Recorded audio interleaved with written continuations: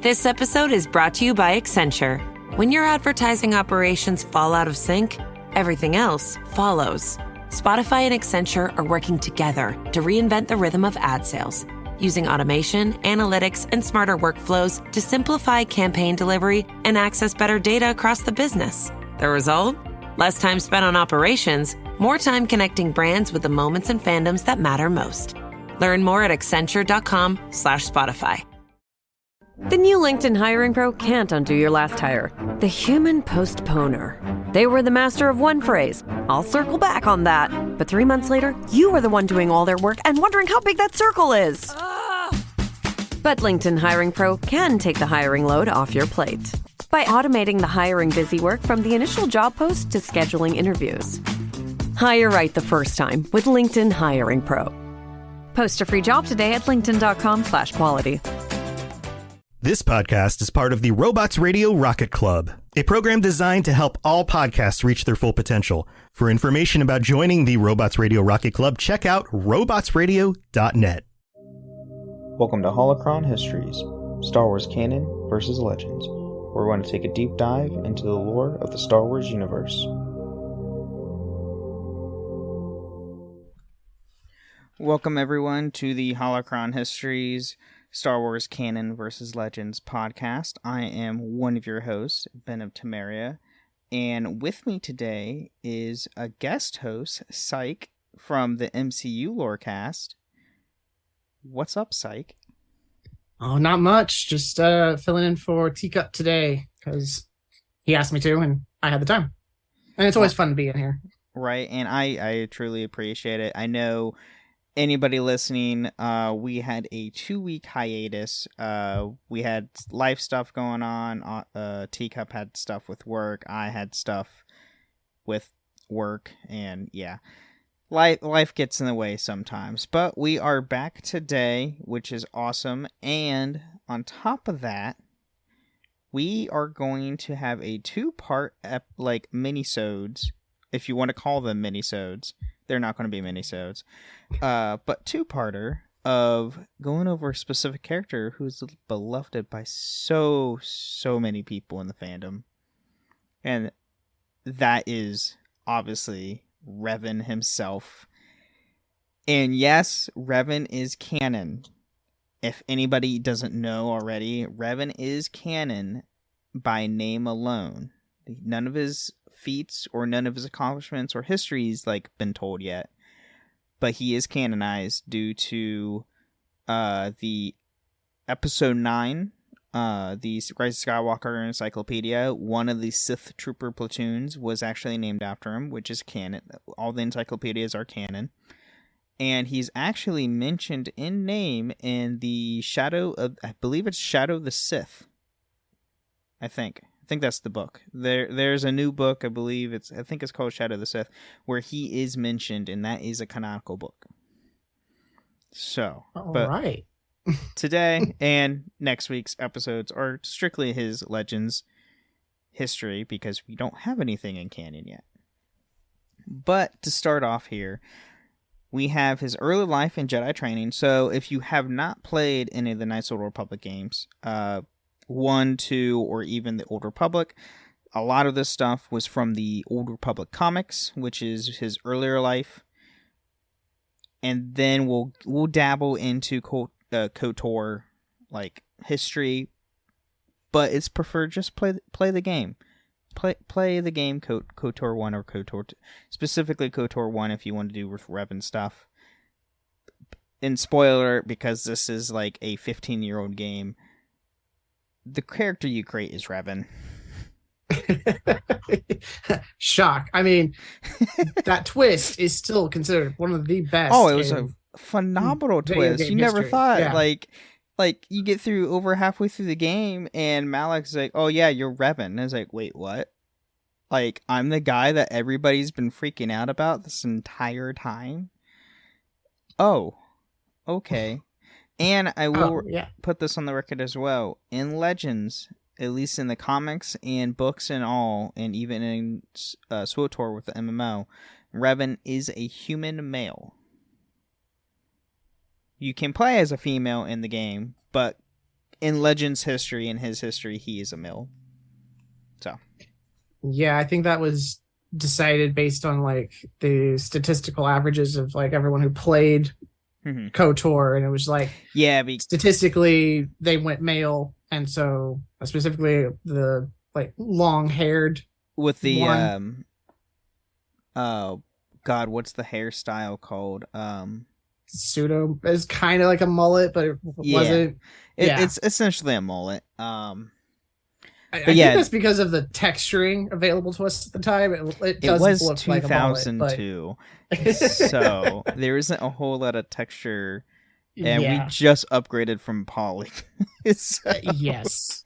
So there's only so much they were able to do back then. But yes, they decided on, because all the comics and everything with his early history came out after KOTOR 1. And then, they basically got all the data from games being played of, or I think they did online, or they did a survey because you couldn't grab data back in the day. Right. Like you can now. But they did a survey, I believe, like probably on like, I think it might have been StarWars.com, or might have been through a magazine of like what gender you played, and they just based off that. Mm-hmm. So, but to get into it, so Revan was a human male. The individual known as Revan was born in approximately 3,994 BBY, and some believe that he had been born in the Outer Rim territories. The child would be remembered as Revan eventually discovered the Force sensitive and accepted into the Jedi Order. So this is interesting. I'll already kick off the bat. If he was born in the Outer Rims, his Outer Rim knowledge that you have in-game makes a lot more sense. Yeah. Also, it's interesting that his real name has been lost to the, annals of history. Like, nobody knows. He eventually earns the title of Revan, or nickname, or however you want to play it. And that just supersedes everything. Yep. Yeah. Exactly. And so the Jedi Master Kreia claimed to have been his first teacher in the ways of the Force. Regardless of the truth of her statement, the human was trained along with a fellow student named Alec, born on the planet of Coruscant at the Jedi Enclave on the planet of Dantooine. Both humans received further training from the Twi'lek Jedi Master Zar Leston, and noted that the man later known as Revan possessed what he described as an insatiable desire for knowledge. And then Letton believed that he was simply useful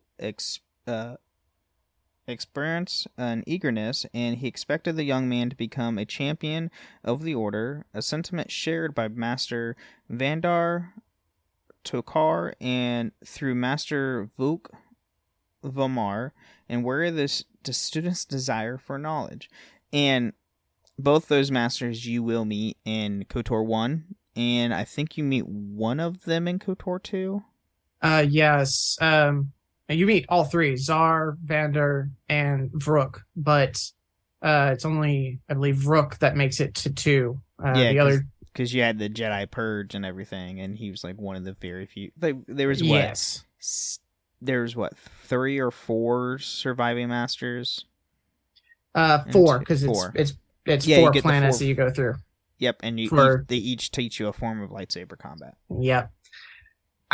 And you can't believe anything Kreia says. No. No. I mean, the grain of truth there is she might have been in the same building as Revan at some point. Like, maybe. She is, if you play KOTOR 2, a very interesting character, because she does everything in riddles, and it's the most frustrating thing talking to her, and she's very condescending on a lot of things, specifically like the Jedi way, for instance, when supposedly she's a Jedi. Yes, I wouldn't be surprised. Just, she definitely fell off the path at some point. Oh yeah, we find that at the end of the game. Yeah, very interesting.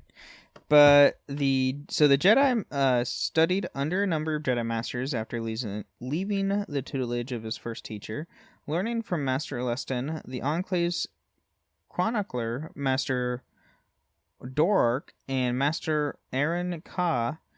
The former Jedi hopeful Minsel later claimed the Jedi was known as Revan and undertaken a thorough study of Force bonds and other uncommon Force powers during the time as a Padawan. This is also interesting because he had apparently multiple Force bonds. And Force bonds are apparently very hard to attain, as we learn in KOTOR 2, and also very dangerous. Mm-hmm. As we learned from KOTOR 2. Oh, hey, let's have Kreia get her arm cut off. Oh, now I feel pain striking through my entire body. Yeah. Yeah, not fun. Kreia. And then alongside Elec, the man achieved the rank of Jedi Knight sometime before the year 3964 BBY. And the two were widely acknowledged in being among the most promising members of the Jedi Order. However, Alec's friend was commonly recognized as the more powerful and intelligent of the pair, and he would be seen as the leader among the two. By 3964 BBY, the man was well-known, charismatic, and powerful Jedi Knight. According to Minsel, the Jedi returned to his first teacher in order to learn how to best leave the Jedi Order, though he did not follow through. So, yeah. So Revan apparently already had plans at some point leaving the Order, or had some desire to at some point in his life. Well, because I think it's tied to what happens next, because at this time, the Mandalorians were making power plays in the galaxy. Mm-hmm. So, and the Jedi Order had decided that this is a Republic problem, and is thus not ours. Yeah, and then, thousands of years later, look what happens. It's kind of a foreshadow right there. So, yeah, as we go with that Mandalorians, the next thing we go into is the Mandalorian Wars, and with that we have the Resentites? Revanites is how I've kind of gone with it, and the Revankeist and the Revanites. But I've never heard it said out before. Right. The word comes from the comic, so it's not like verbally spoken. And SWTOR we have the Revanites, which are which is spoken because it has to deal with the Shadow of the Revan expansion. Right. So that year, warriors of the Mandalorian culture began the invasion of the Galactic Republic's territories in the Outer Rim, bringing the Mandalorian Wars to the larger galaxy. Outraged the Jedi Council's refusal to involve the Order in the conflict, the young Jedi Knight began to speak with many other members of the Order, arguing that the Jedi should actively aid the Republic military in its fight against the Mandalorian Neo-Crusaders. The Republic media branded him as the Jedi's own Crusader, and the Crusader gradually gathered a following of like-minded Jedi as the number of the military and civilian casualties continued to rise.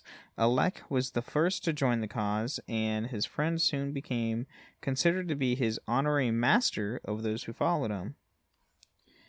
With the backing of Alec and the other followers, the Jedi Knight decided to journey into the warfront against the wishes of the Jedi High Council, so that he could scout the enemy lines. On the way, he and his followers stopped on the planet of Terrace in the Ujester sector in the order to meet with the Jedi Master Lucen Dry. So he visited Terrace. he visited Terrace, and if you play Knights of the Old Republic 1, you do go to Terrace, and mind you, the planet doesn't end well. No. So the Crusader hoped to recruit more Jedi to his cause from the Jedi Tower on Terrace, but neither Dre nor any of the other Jedi there were willing to oblige. Not long after departing Terrace, the knight left Alec and the majority of his followers on the planet of Shurja, while himself investigated the Mandalorian activity on Onderon and the moon Duxon. Yeah. Sure. Duxon. We'll go with Duxon. Yeah. Star Wars planets and moons have interesting names. And fun fact, you do go to Duxton in KOTOR 2. And Onderon, I believe. Yeah. Yep. Yeah, because that's with Mandalore. Yes.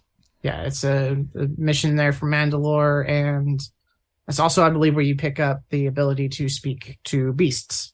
Yeah, yes. Which really has not really much gameplay impact. No. Not at all. Rather useless. It's completely pointless.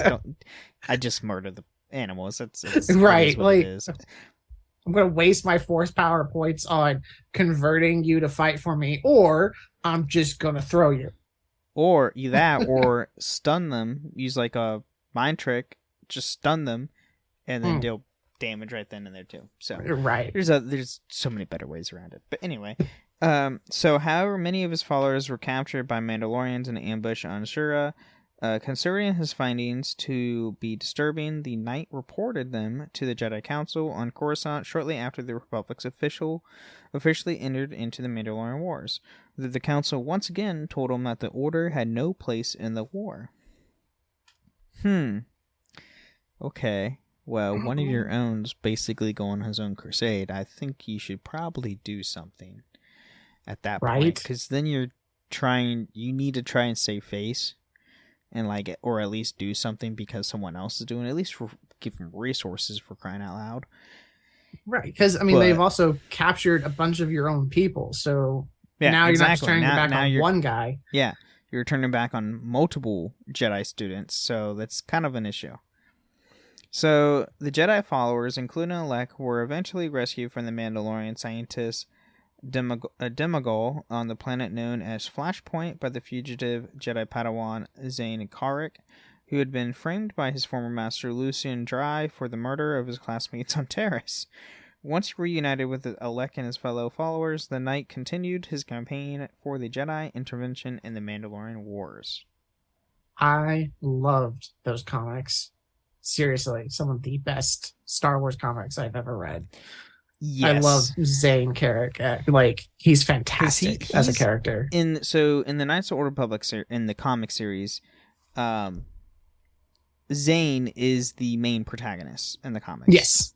Revan is in there, but he is not the main character because he has his own game. So why just? I mean, yes, they added more story to Revan due to the comics, but it wasn't solely for Revan.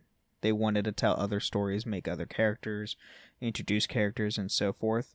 But yeah, you can go and I bought when it literally released I think it was last year, it might have been 2 years ago. I got the entire complete collection of the Knights of the Old Republic comics. It's over. Oh, it's thick. It's a thick book. It's well over probably 200 to 300 pages, if not more than that. Oh yeah. I mean, I paid $120 for the whole thing, but it has literally every single Old Republic comic.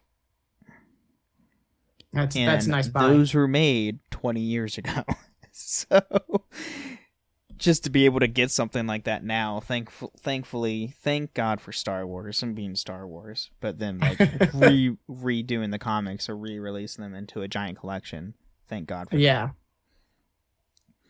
But now we have persuading the Jedi. So over the course of 3963 BBY, the Revanites, I'm just going to call them Revanites because it's going to be easier. So the Revanites continue to travel the galaxy and bring his message of the Jedi intervention to all who would listen. A Cathar Jedi named Pharaoh, one of the Revanites' followers, brought the planet of Cathar to the Revanites' attention.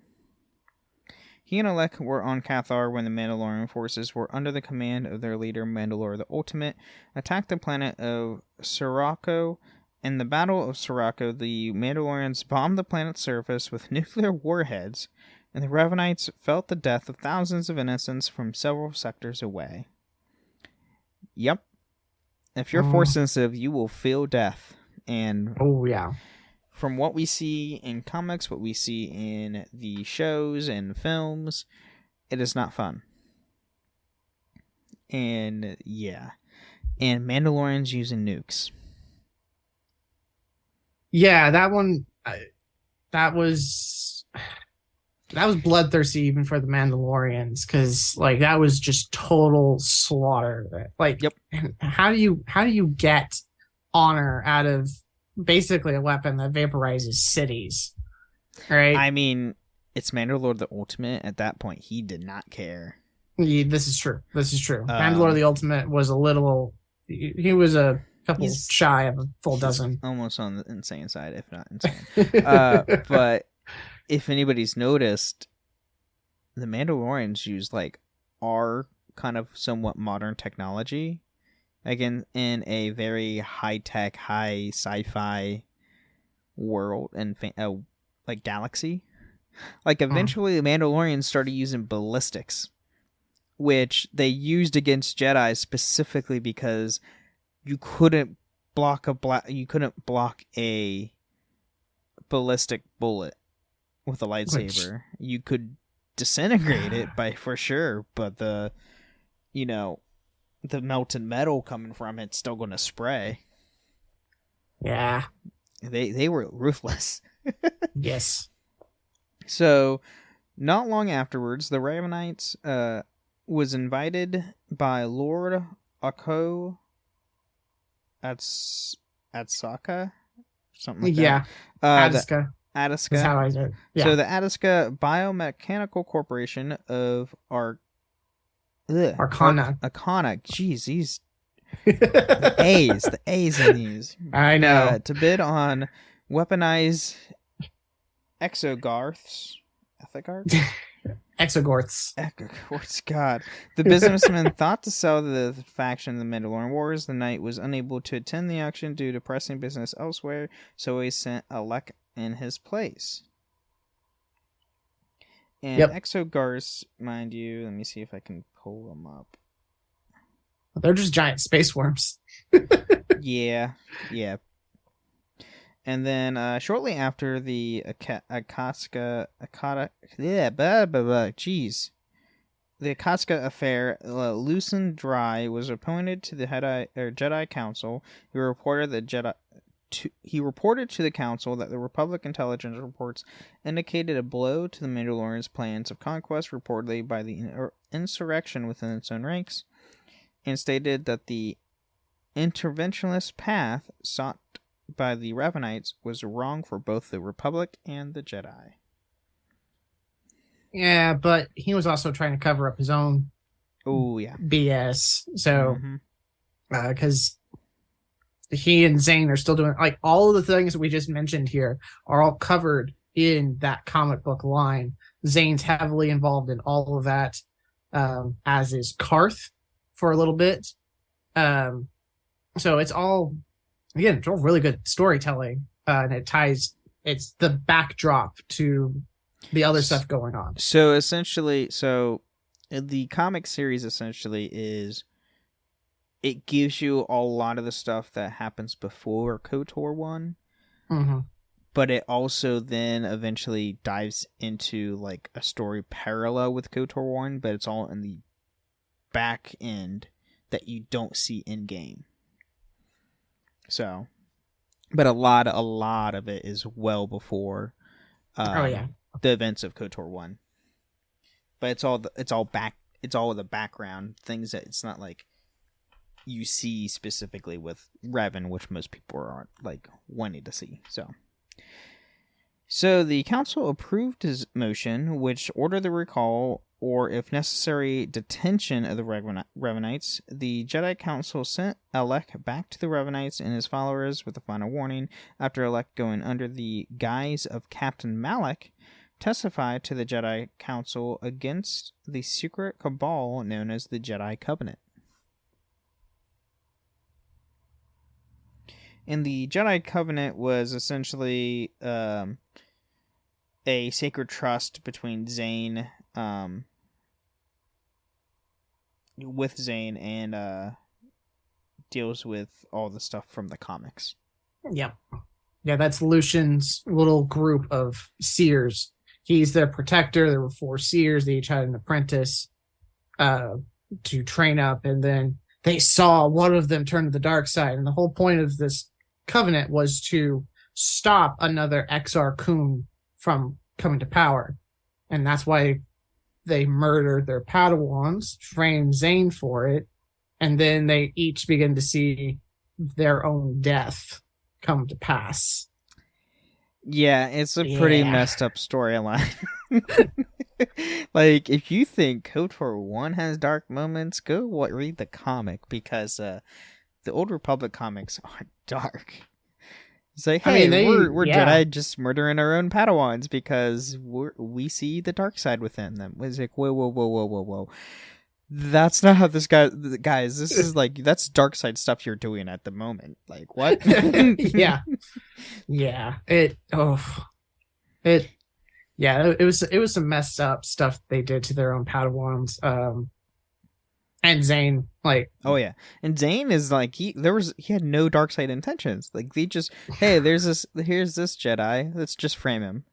He was just basically at the right time, right moment, right time kind of a thing. Yeah, because that's how his force powers worked, right? That was kind of his shtick, was his force connection wasn't the best. So he was always late to things, and he'd get into chaotic messes, but somehow come out on top. It was like a domino power kind of thing, which is one of the reasons why he's so cool as a character. Anyway, if anybody knows Domino's from the Marvel Universe, character from there. Right. Well, enough about Zane. I think we've got something that happens on Cathar, which was mentioned very much. Yeah, this is also really bad. So the Revanites was on Cathar again when Malik returned from the Coruscant, but Master Lamar and several other Jedi Masters followed him there. The Masters confronted the Revanites and his followers, informing the young Jedi that the Mandalorians were nothing special and demanding that the Revanites' movements disband. I don't know. I wouldn't say the Mandalorians were nothing special when they're literally conquering a good portion of the galaxy on their own. Right, yeah. I mean, and you would think the Jedi Order would recognize that the Mandalorians, if they were to win and conquer the galaxy, the first thing they would do is wipe out the Jedi Order. Like, yep. They have no use for space wizards. Nope. There's no honor in that. So, but no, the Jedi Order sticks its head in the sand a lot. Like, this is just a repeating plot. Oh, it's a repeating, like, that's... And here's a little side tangent. That is one of the downsides to the Order itself.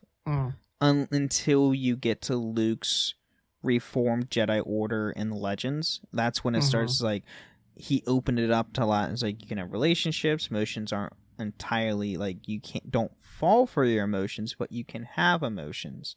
You can have attachments, just don't solely rely on them, kind of a thing. And, like, that's when, like, the Jedi Order started becoming, oh, this is actually how it should be done, compared to from the Old Republic all the way up to, you know, the prequel trilogy. How everything was taught was, like... attachment bad. Yeah, and it's like, that's not the case, but okay. Yeah. So, however, in the midst of the discussion, the Revanites discovered a Mandalorian mask underfoot. When he picked it up, the entire group of Jedi, enveloped in the Force vision of the past, hundreds of Cathars were storming towards the nearby beach, pursued by a swarm of Mandalorians, led by the Mandalorian's Lieutenant Callus Fett. The Jedi tried to defend the Cathar, but the lightsabers were unable to harm the phantom Mandalorians. The Jedi watched helplessly as the Cathar were herded into the ocean, and Fett's forces prepared to massacre the Cathar. And if anybody noticed, a very specific last name, Fett. Yes, the Fett name is in Old Republic, much like it is in the prequels and the original trilogy. You gotta keep your connections where you can make them, right? Pretty much. Yeah. And then one Mandalorian, however, flew in front of the Cathar and pleaded with Fett on their behest, arguing that they were defeated and that the genocide was unnecessary. Fett declared that the Cathar had to be annihilated for dishonoring the Mandalorian during the Great Sith War, and that if the warrior wished to stand with the Cathar in their final moments, they could perish alongside them as well. Yeah, this Fett was ruthless, by the way. Cassus was a complete jerk, to put it as a nice word. Yeah, not fun. And so Fett saluted the warrior's efforts before acknowledging his warships to fire away, lest killing the outspoken Mandalorian and all the Cathar. It was the Mandalorian's mask and the Revanites had found and been inspired by their sacrifice. He placed the mask on his face, drawing his violet blade lightsaber and adopting the simpler name of Revan. He vowed to wear the mask until all the Mandalorians were brought to justice for their atrocities. And this is, if you go read the comics, this specific panel in the comic is really cool. I like how he puts the mask on and knifes his blade, and it's like, I'm swearing vengeance. Let's go. Essentially. It's like, I'm going to murder them all.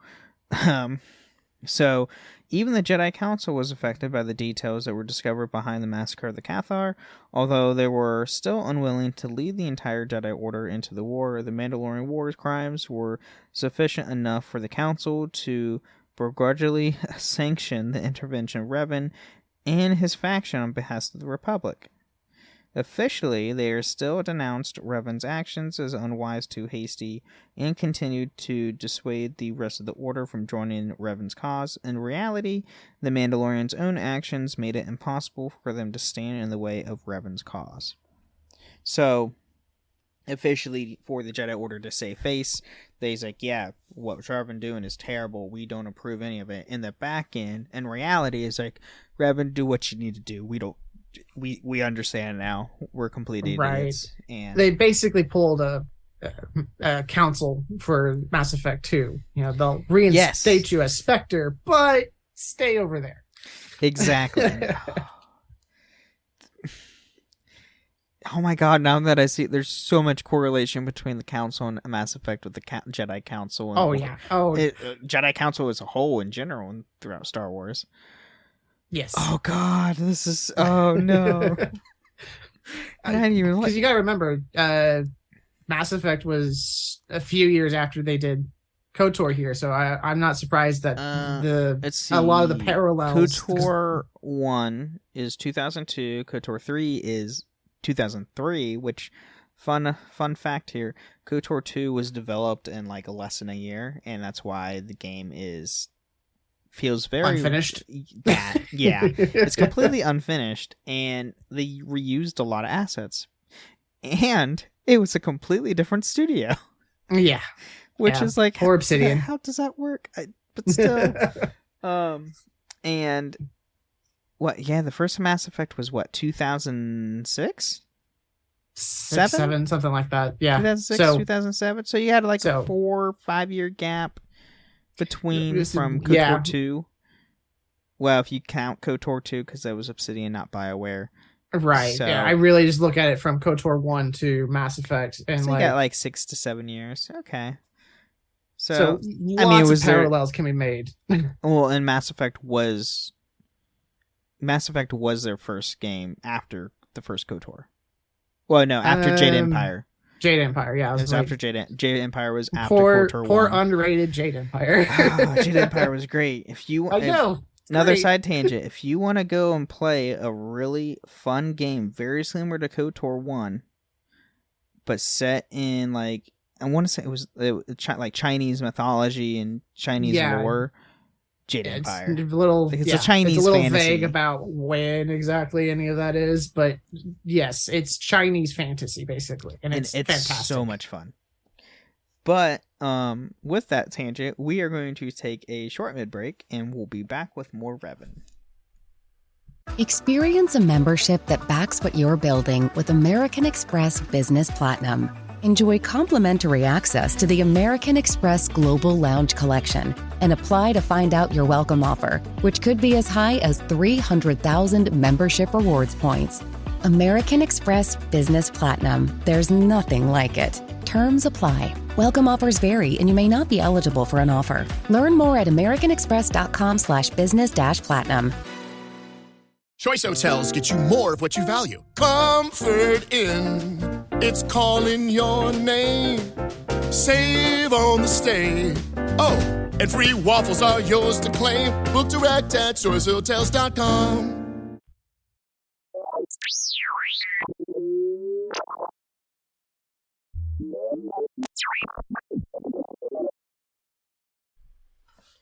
Welcome to the mid-break of the show, where we talk about everything with the podcast that has nothing to do with the lore of Star Wars.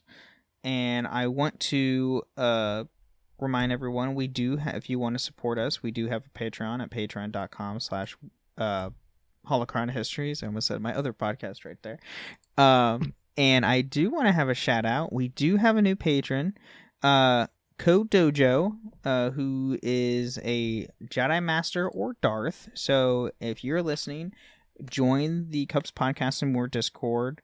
That way we can send you a link for the upcoming patron chat at the end of the month, which is going to be up to you or anybody else who joins this month. Feel free to tag in the patron chat in the Discord of what you want to talk about. I'll ping everybody here probably sometime this week, so go from there. And then you can also support us on Apple and Spotify by leaving a 5-star review or with some words, and we'll read it out loud the next time on the show. And we do actually have a new review. This comes from Peetham F. Wingfeather in the United States. It's a 5-star. Good show, this is not. So it reads, good show, this is not. Awesome show, this is. Always wanted to know Star Wars lore I did. Complicated name there were. Play the games I have not. The legends I knew not. Teacup and Ben of Tamara presented a great show that easy to listen. Ends, thank you. So thank you, Peetham. I always appreciate reading reviews, and on Spotify, I do see everyone's comments, seeing like, thank you, like, good show, thanks for the lore, wanting an episode of Revan, which is what we're covering today and next week, so that is happening. So yeah, it's a lot of fun. And if you do want to join us as well, like, you can join us on the Discord.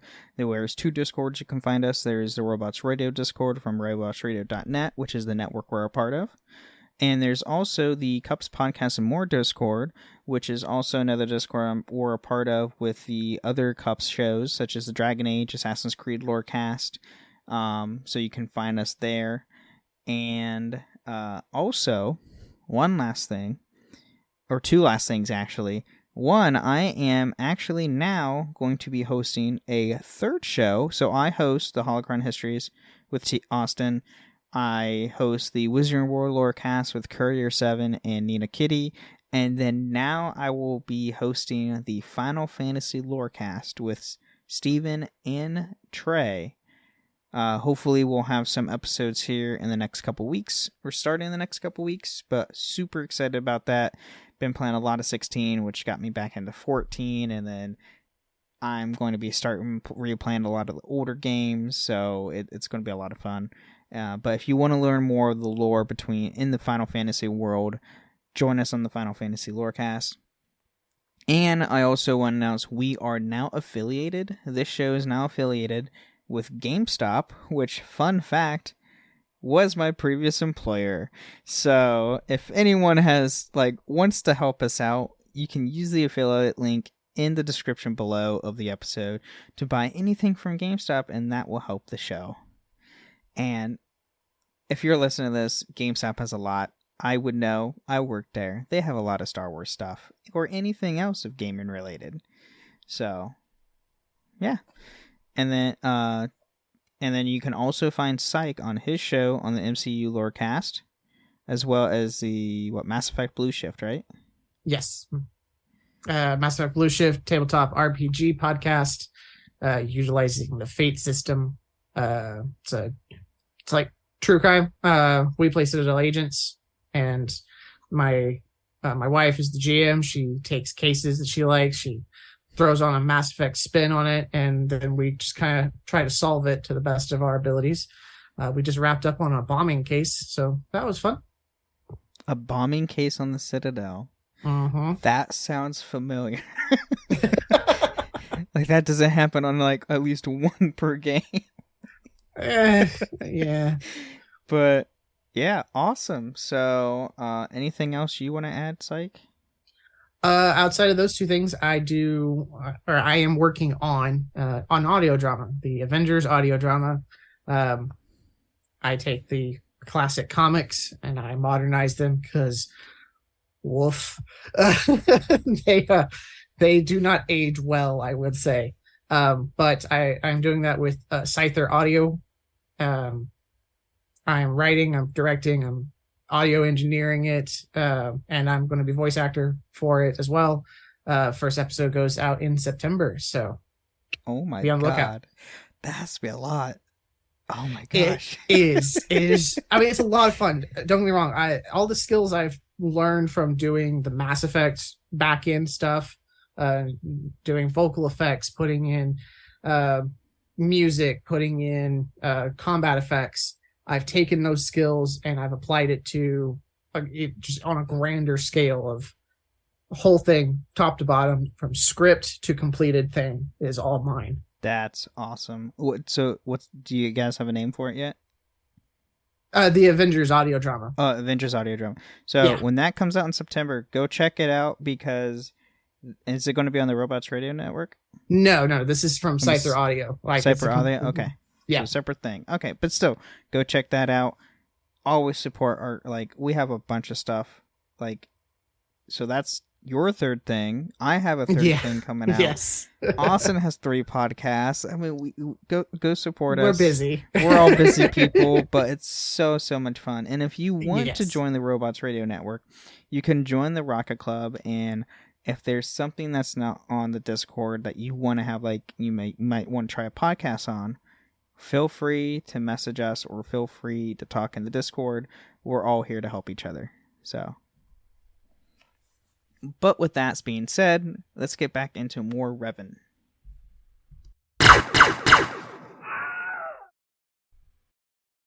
This episode is brought to you by Perfect Bistro Cat Food. Hey guys, today I'm interviewing my cat about his Perfect Bistro food. Percy, you seem to be a big Perfect Bistro fan. Care to comment? Totally. What do you like about it? You love the high-quality ingredients? And the delicious flavors, of course. Yeah, that makes a ton of sense. Listen to Percy, guys. Visit perfectbistro.com to try it for your cat. All right, so we're back from the mid-break. And we ended with the Mandalorian Jedi Council finally, recognizing Revan's intervention. His point of things. Okay, we get it now. Now we get to the fighting with the Mandalorians. Mm-hmm. So in the following weeks, the Revanites Jedi joined the Republic military in battling the Mandalorians openly. By that time, a Jedi named Metra Surik had become one of the Revan's most valuable lieutenants. Now, most people will not know her name. Metra Surik is the Jedi exile that the whole entire event of KOTOR 2 is based on. Mm-hmm. That is the character that is the main protagonist of KOTOR 2. And she is canonically in Legends a female. Mm-hmm. As the first game was male, the second game was female. That's how they did that. So they had a balance between the two. Makes sense. But that is the character that we play as in KOTOR 2. And so Revan quickly won a string of military victories, proving himself to the Republic military a capable military leader. And in 3962 BBY, Revan and Malak prevented the Battle of Duro from becoming an even larger disaster by bringing a fleet of interdictor-class cruisers into the system, preventing the Mandalorians from escaping with large amounts of war material from Duro's orbital shipyards. In the light of the accomplishments, Supreme Chancellor Tor Cressa named Revan Supreme Commander and placed a third of the Republic military under his direct command. Under his leadership, the Republic war effort began to push back the Mandalorians, but at a price. Revan and Malak began to adopt a policy of victories at all cost. So now we kind of get to see, okay, they're kind of like starting to... You start seeing those dark side tendencies in a bit within them. Now, granted, and we'll get into the whole dark side thing. I don't think we'll get to that on this episode, but we definitely will get it into the next episode. So while Revan had a keen military mind and knew the Republic's industrial might was key to victory, many of the victories were a result of sacrificing resources. Oh my gosh. The rope. And territory and to gain an advantage. Moral shortcuts became common under the Revan and Malak's leadership, and the two Jedi developed a cold and calculating disposition unlike that of a Jedi. They matched the Mandalorians' brutal tactics with tactics just as merciless. So basically, if I want to defeat my enemy, I have to become them. Is kind of like the style they were thinking about doing, which, I mean, it works, but at what cost, as we see. Right. So, sometime during the next 2 years, Revan and Malak uncovered the ancient rune of the Rakata species near the Jedi Enclave on Tatooine, and after undergoing a series of tasks in the hands of the droid guardians, the two were given access into the inner chambers. Moments before they crossed the threshold, Malak warned Revan of the consequences, believing the council would banish the two if they attempted to enter. However, Revan would not be dissuaded, and the two enter the chamber to discover a star map, a relic of the Rakata species that showed a part of the location of the Rakatan space station known as the Star Forge. In 3961 BBY, Revan discovered another star map in the depths of the Shadowlands, a region of the Wookiee homeworld of Kashyyyk, and the two Jedi briefly visited the Sith homeworld of Korriban. Not long after, Revan traveled to the Sith world of Malachor V and discovered that the Trias Academy and Temple of Sith Learning. There he began to be seduced by the dark side of the Force, learning that the Sith knowledge contained within the Academy, and Revan introduced Malak to the dark side as well. Yes. So, like, I've read the novel Revan, Mm-hmm. And in it, I thought they kind of retconned this a little bit, where, like, yes, he adopted a lot of this, but he didn't turn to the dark side until actually going to face off against the Sith Emperor, right? So, essentially, like, they were being seduced by the dark side, but they weren't, like, they haven't fell to the dark side. Mm-hmm.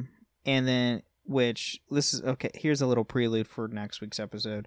Revan didn't fall to the dark side of his own his own free will. He was completely brainwashed. Yeah. And I mean that by the literal technical term. He was literally brainwashed into the dark side. Granted, he before all that, and like during right now, he has dark side tendencies. He's being seduced by the dark side, but he hasn't fully embraced the dark side until later. Because if I remember the book's way of describing it, he wins the Mandalorian War, disappears out into the unknown reaches to go face off against the Emperor, gets brainwashed, then he goes out and finds all of this stuff, and then comes back. But I guess I'm getting ahead. Yeah. So now we have the showdown. So through the thrall of the dark side, Revan did not renounce the Jedi ways initially, and he and Malak continued to battle the Mandalorians. When the Republic sought to drive the Mandalorians off of Taris, Revan himself led a group of Jedi into the Battle of Taris' Undercity. There, Revan freed a group of slaves who were about to be sold on the slave market. Among them was a young Jedi Force-sensitive Cathar named Juhani. Inspired by Revan's heroism, Johnny was encouraged by one of Revan's compatriots to join the Jedi Order. Not long afterward, Malak and Revan were defeated by the Mandalorian commander Callus Fett on the star cluster Jaga's Cluster, and Revan then ordered a large part of the forces under recently promoted General Matra Surak to attack the Mandalorian strongholds on Onderon and Duxon. God, it's Dxun. So yeah, I know. It throws me off. Duxon. Yeah. So in an effort to draw out the Mandalorians, Revan launched a campaign against the planet of Athir 3 that destroyed much of the Mandalorian army. By 3960 BBY, Revan had begun to use his lightsaber of a blue color and had ordered the construction of a superweapon known as the Mass Shadow Generator, which had been designed by Zabrak engineer Barrow-Dur. Love Barrow-Dur. Such an awesome character. Some names are kind of popping up we might know from the games. So the Mass Shadow Generator served as the counterpiece of the elaborate trap in the Malachor system, where they hoped to lure the Mandalorians into a final confrontation that would end the conflict. He placed General Surak in command of half of the Republic fleet to serve as bait to draw the Mandalorians into the range of the Mass Shadow Generator, while the rest of the fleet under Revan would launch an assault on Mandalore's flagship. But, however, Revan himself was delayed outside the system by a Mandalorian scouting party. When he finally arrived in the Malachor system, a massive naval battle was underway, and Mandalore realized the defeat was inevitable, decided to challenge Revan to single combat. And then, accepting Mandalore's challenge, Revan engaged the warrior in a duel to the death aboard Mandalore's flagship. Despite Mandalore's strength, he eventually overcome by his Jedi opponent, and was at the end of the duel. Mandalore lay dying at Revan's feet. So, and if you read the comics, this is all happening in the comics. Mandalore is like a very fierce fighter. Like he almost took out Revan, but just because Revan was more Revan, and then him also being a force wielder leaned him in the way of winning, essentially. Right. But Mandalore was no slouch. No, we don't get to be the top of a fighting society without being the best. Right. And yeah. So, coughing up blood, Mandalore removed his mask and began to speak in his victorious opponent about how he had been betrayed. Puzzled, Revan questioned Mandalore to what he meant, and the dying man explained that he had been manipulated by a red-skinned Sith into beginning the war. The Sith had been convinced the Mandalore to help him uncover a Sith tomb on the ice world of Reklad before they influenced the warrior into attacking the Republic. Mandalore gave Revan Rakad's coordinates in order to prove that he was telling the truth before he died, and Revan took Mandalore's mask, his symbol of leadership, as the spoils of war. Just wait till you see what he does next with it. With Revan's victory, the Republic forces began to press the Mandalorian forces closer and closer to Malachor 5. It was then the Surak commanded Baldur to activate the Mass Shadow Generator, and Revan's own vessel was outside the range of the superweapon as it was activated.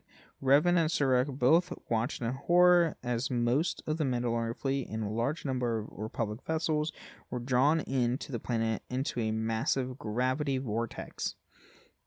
And mind you, they're basically pulling in and exploding while they're being pulled in and everything. It's a complete not good thing. Mm-hmm. Yeah, this is basically Hiroshima, Nagasaki for Yes. For between the Japanese and the Americans here. Like, yeah, it's a no-go. It's bad. Yeah. And then countless ships were pulled from orbit and slammed to Malachor V's crust, crushing them and fracturing the planet into its very core. Thousands died on both sides of the battle, though the Mandalorians suffered far more casualties than the Republic. In the wake of the devastation, the Mandalorians who survived transmitted their unconditional surrender to the Republic forces. Yeah, and that is what we have for part 1. There is a lot to talk about, even more after this, so stay tuned for next week. Yeah, it's it just Revan's story gets even more and more interesting even after this. Mm-hmm. And I mean, we get to play some of it through KOTOR 1, and we do get to experience some of his later story towards in the Old Republic MMO. Yes. But that's even that's even later. So the Old Republic MMO takes place over about 300 years after the events of KOTOR 2. Yeah. So, and Revan's in it. And we'll get part to that in part 2 of Revan's history, but just think about that one when we're ending the show. How did this man live for 300 years? Because there's not a force power that lets you live forever. There's one. It's just very, very painful. Well, yeah, we'll learn about that in the next episode too. Yeah. Thank you, Lord Scourge. But yeah. Is anything else you want to add, Psych, before we end the episode? No, I'm good. All right. Well, I'll see everybody next week, and may the Force be with you. Thank you for listening to Holocron Histories, Star Wars Canon versus Legends. You can find us on the Robots Radio Discord at robotsradio.net. You can also follow us on Twitter at SWHoloHistories and contact us at holocronhistories@gmail.com. I'm Serena Williams, and I'm healthier on Ro. I've lost 34 pounds in a year with GLP-1s, diet, and exercise. On Ro, you can access GLP-1 options, including the first FDA-approved GLP-1 pill for weight loss. Go to ro.co/journey to see if you qualify. 14 to 20% average weight loss in 1 year in non-diabetics with obesity or overweight with a weight-related medical condition versus 2.2% to 3.1% in placebo arm. RX only. To stay informed about serious side effects, go to ro.co/safety. Hi, Ryan Reynolds here for Mint Mobile. Are you looking for a beach read this summer? May I suggest your big wireless bill? It's got suspense, mystery, a slightly flat, emotional arc, and a shocking twist where you realize you've been overpaying the entire time. Fortunately, though, Mint's story is better. Every plan, $15 a month, even unlimited. That's it. Happy ending, zero tears. Give it a try at mintmobile.com/switch. Upfront payment of $45 for 3 months, $90 for 6 months, or $180 for 12-month plan required. $15 per month equivalent. Taxes and fees extra. Initial plan term only. Greater than 50 gigabytes may slow when network is busy. See terms.